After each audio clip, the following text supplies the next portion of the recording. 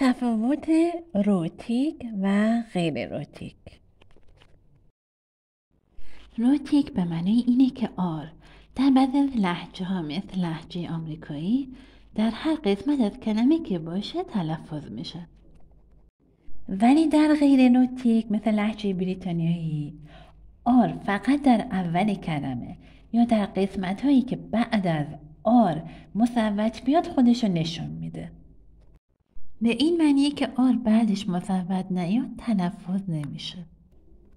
Doctor, actor, mother, writer, singer, driver, player. Party, carpet, market, artist, harvest. Car, far, star, guitar, bar. Saw, more, store, bore, score, floor, door, raw.